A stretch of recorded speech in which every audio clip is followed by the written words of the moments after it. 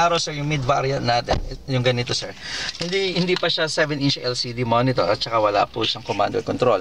Meron din siyang sport mode na bago. And ang pinaka-highlight po nito, naka-paddle shifter na po yung likod ng manibela nyo. Okay, so lahat ng binanggit ko sir, available lang kay high-end, yung kulay itim na nakita niyo sa labas. Pero since sir, new look na po, o bago na po yung Mazda 2 V variant natin, meron na siya nito, at meron na rin po siyang paddle shifter. Okay, so start natin sir, patch lang po yung...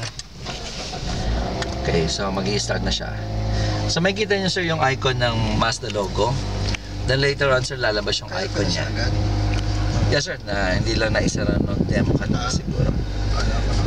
Okay. So, ito sir, automatic na yung aircon mo.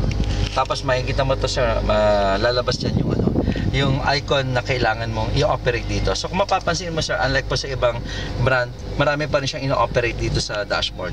This one sir is aircon and this one na lang. So, lahat po, pati even yung pag-lock ng timing ng lock, reminder po ng sasakyan nyo, andi dito lahat sir.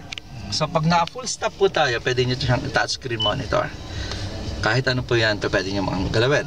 Pero pagka once na umandar ka na sir, kailangan mo na siyang i-operate dito para to avoid na ma-disturbo yung pagmamaneho mo na kailangan mo pang hawakan yan. So mula dito sir, pwede mo na i-operate. It's like a mouse na pag gusto mo yung icon na yan, pindutin mo lang yan, lalabas yung kailangan mo. GPS na yan.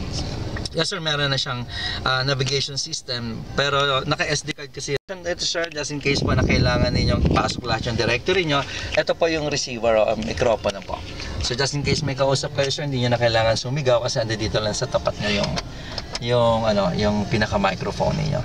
The good thing sir, ito na yung bagong design ng manibela, naka-leather wrap na po siya. Okay, tapos lahat ng audio control po nandiyan na rin sa steering wheel niyo. Naka-SRS airbag po, both left and right. Pero ang isa pang maganda sir dito, si Mazda lang po ang nag-offer. Wala po, hindi po available kay mid variant. Available lang po doon sa high-end na hatchback na tinitignan po ni yung brother. CX-5 meron yun. Wala rin po. Si CX-3 meron. Pwede kong ipakita sa